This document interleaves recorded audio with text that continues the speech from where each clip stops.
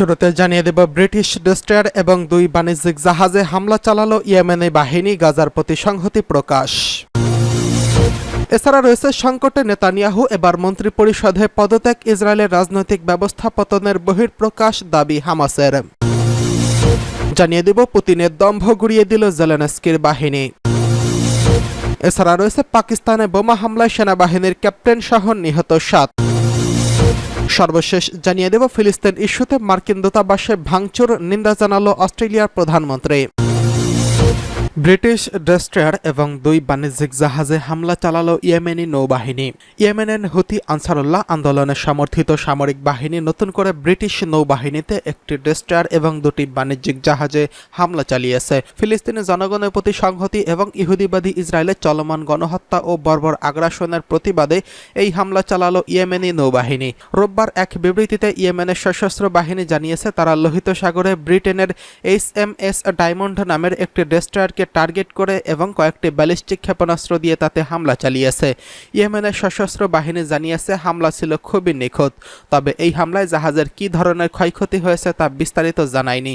Yemeni বাহিনী তাদের বিবৃতিতে আরও জানিয়েছে, তারা ব্রিটেনের নরদানি ও তাবিশি নামের 2টি জাহাজে হামলা চালিয়েছে। গত 7 অক্টোবর থেকে অবরুদ্ধ গাজায় বর্বর গণহত্যা ও আগ্রাসন চালিয়ে আসছে। এর প্রতিবাদে ইয়েমেনের হুতি আনসারুল্লাহর আন্দোলন সমর্থিত সামরিক বাহিনী ফিলিস্তিনি যোদ্ধাদের প্রতি প্রকাশ্য সমর্থন জানিয়েছে এবং ফিলিস্তিনি ইসরায়েলি দখলদারিত্বের বিরুদ্ধে লড়াইয়ে নিজেদের যুক্ত করেছেন। এদিকে মন্ত্রীদের পদত্যাগ, ইসরায়েলের রাজনৈতিক ব্যবস্থার পতনের বহিঃপ্রকাশ বলছে হামাস। ফিলিস্তিনের ইসলামী প্রতিরোধ আন্দোলন হামাস বলছে, ইহুদিবাদী ইসরায়েলের 2 মন্ত্রীর পদত্যাগের মধ্য দিয়ে সেখানকার রাজনৈতিক অবস্থা ও ধ্বংসের ইঙ্গিত পাওয়া যাচ্ছে। হামাসের মুখপাত্র সামি আবু জহুরি আজ সোমবার এই মন্তব্য করেছেন। হামাসের এক সিনিয়র কর্মকর্তা বলেন, চূড়ান্ত পরিণতিতে ইসরায়েল ভেঙে যাবে এবং তার আগে এই 2 মন্ত্রী ইসরায়েলি প্রশাসন থেকে পদত্যাগ করবেন। ইহুদিবাদী ইসরায়েল সরকারের রাজনৈতিক ও সামরিক ব্যক্তিত্বদের পদত্যাগের কোনো শেষ নেই। এটি ইসরায়েলের রাজনৈতিক ব্যবস্থার পতনের ইঙ্গিত দিচ্ছে।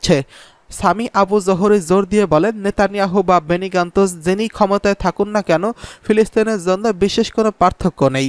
তারা সবাই একইভাবে ফিলিস্তিনদের রক্তপাত ঘটাতে অভ্যস্ত। কাল বেনি গান্তজ ও আইজেনকোট ইসরায়েলের যুদ্ধকালীন মন্ত্রিসভা থেকে পদত্যাগ করছেন। পদত্যাগের পর বেনি গান্তজ তেল আবিবে এবং সংবাদ সম্মেলনে বলেন, যত দ্রুত সম্ভব নেতানিয়াহুকে আগাম নির্বাচন দিতে হবে। এদিকে পুতিনের দম্ভ গড়িয়ে দিল জেলেনস্কি বাহিনী। রাশিয়া ইউক্রেন যুদ্ধের নতুন মোড় নিয়েছে। রাশিয়া একেবারে ভেতরে ঢুকে হামলা চালিয়েছে ইউক্রেন।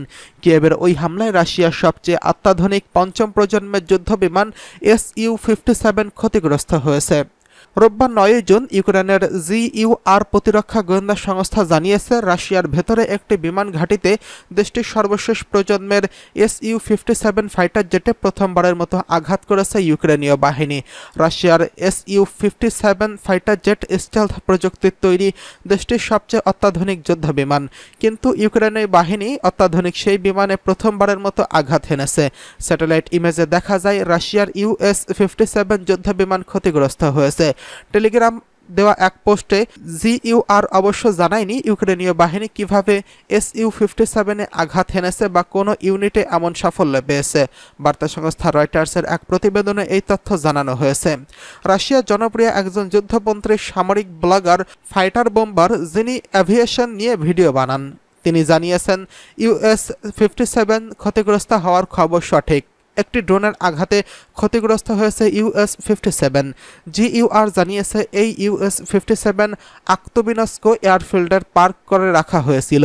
ওই বিমান ঘাঁটিতে ইউক্রেনের ফ্রন্টলাইন থেকে 589 কিলোমিটার দূরে অবস্থিত। GUR এর পোস্ট করা ছবিতে দেখা যায়, 7 জুন US-57 অক্ষত অবস্থায় রয়েছে। পরের দিনের ছবিতে সেটি ক্ষতিগ্রস্ত হওয়ার স্পষ্ট দেখা গেছে। 2022 সালের ফেব্রুয়ারি থেকে পুরো মাত্রায় যুদ্ধে জড়িয়ে পড়া রাশিয়া ইউক্রেন মিসাইল ও ড্রোন দিয়ে প্রায় 2 দেশ শত শত কিলোমিটার দূরে শত্রুর সীমানার ভেতরে হামলা চালায়। ইউক্রেনের কাছে মস্কোর মতো এত বিপুল মিসাইল নেই, তবে রাশিয়া একেবারে ভেতরে ঢুকে হামলা চালানোর জন্য দূরপাল্লার ড্রোন তৈরির দিকে নজর দিয়েছে ইউক্রেন, আর সেই ড্রোন দিয়ে প্রায়ই রাশিয়ায় হামলা চালাচ্ছে কিয়েভ। সামরিক ব্লগার ফাইটার বোম্বার বলেছেন, শার্পনেলের আঘাতের ক্ষতিগ্রস্ত হয়েছে এই ফাইটার জেট, কি পরিমাণ ক্ষয়ক্ষতি হয়েছে এবং যুদ্ধ বিমানটি মেরামত করা যাবে কিনা তা খতিয়ে দেখা হচ্ছে। যদি এই যুদ্ধ বিমানটি মেরামত আর না করা যায় তাহলে এটাই হবে রাশিয়ার প্রথম কোনো US-57 হারানোর ঘটনা। এদিকে রাশিয়ার রাষ্ট্রীয় সংবাদ সংস্থা RIA নাভোস্তে সামরিক সংবাদদাতা আলেকজান্ডার এক রহস্যময় পোস্ট দিয়েছেন। সেখানে তিনি হামলার কথা স্বীকার না করলেও সামরিক যুদ্ধ বিমান সুরক্ষায় হ্যাঙ্গা স্বল্পতার কথা তুলে ধরেছেন। রাশিয়ান অত্যাধুনিক যুদ্ধ বিমান Su-57কে যুক্তরাষ্ট্রের পঞ্চম প্রজন্মের F-35 এর সঙ্গে তুলনা করা হয়, কিন্তু F-35 এর তুলনায় US-57 অতটা সফলতা দেখাতে পারেনি। 2019 সালের US-57 যুদ্ধ বিমানটি বিধ্বস্ত হয় মাত্র 2 বছর আগে, অর্থাৎ 2022 সালের সিরিয়াল উৎপাদন শুরু হয় US-57-এর। বলা হয়ে থাকে US-57 যুদ্ধক্ষেত্রে বিভিন্ন ভূমিকা পালনে সক্ষম একটি যুদ্ধ বিমান। এদিকে পাকিস্তানের বোমা হামলায় সেনাবাহিনীর ক্যাপ্টেন সহ নিহত 7। পাকিস্তানের সেনা সদস্যদের বহনকারী একটি গাড়িতে বোমা হামলা হয়েছে। এতে সেনাবাহিনীর এক ক্যাপ্টেন সহ 7 জন নিহত হয়েছেন। সোমবার 10 জুন পাকিস্তানের সংবাদ মাধ্যম ডনের এক প্রতিবেদনে এই তথ্য জানানো হয়েছে। প্রতিবেদনে বলা হয়েছে, খাইবার পাখতুনখোয়া প্রদেশের সেনা সদস্যদের বহনকারী একটি গাড়িতে ইম্প্রোভাইজড এক্সপ্লোসিভ ডিভাইস দিয়ে হামলা চালানো হয়। এতে ক্যাপ্টেন সহ 7 জন নিহত হয়েছেন। ডন জানিয়েছে, কেবল সেনা সদস্যদের বহনকারী গাড়ি নয়, প্রদেশের ব্রাউজারে নিরাপত্তা চেকপোস্টে অতর্কিত হামলা চালানোর চেষ্টা করা হয়েছে। তবে এই হামলা প্রতিহত করেছে পুলিশ। স্থানীয় কর্মকর্তারা জানান, সেনা সদস্যদের বহনকারী গাড়িটি কাসি কামার এলাকায় যাচ্ছিল। প্রতিমধ্যে পাঞ্জাবের মিনাওয়ালি জেলার সীমান্তবর্তী এলাকায় একটি গ্রামের কাছে হামলার শিকার হয়। পাকিস্তানের ISPA জানিয়েছে, লাকি মারওয়াত জেলার নিরাপত্তা বাহিনীর গাড়িতে বোমা বিস্ফোরণ ঘটেছে। সেনাবাহিনীর মিডিয়া উইং জানিয়েছে, বিস্ফোরণের কাসুদের বাসিন্দা ক্যাপ্টেন মোহাম্মদ ফারাজ ইলিয়াস, ইস্কাদুর সুবেদা মেজর মোহাম্মদ নাজির, ল্যান্স নায়েক মোহাম্মদ আনোয়ার, হোসেন আলী, সিপাহী আসাদুল্লাহ, মঞ্জুর হোসেন এবং রশিদ মেহমুদ নিহত হয়েছেন। ISPR জানিয়েছে, হামলার শিকার এলাকাতে সন্ত্রাসীদের নির্মূল করতে অভিযান চালানো হচ্ছে।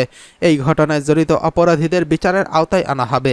নিরাপত্তা বাহিনী সন্ত্রাসবাদ নির্মূল এবং এই কাজে ত্যাগ স্বীকার করতে দৃঢ় প্রতিজ্ঞ। এদিকে পৃথক ঘটনায় সন্ত্রাসীদের একটি আক্রমণ প্রতিহত করার দাবি করেছে বাজাউর জেলা পুলিশ।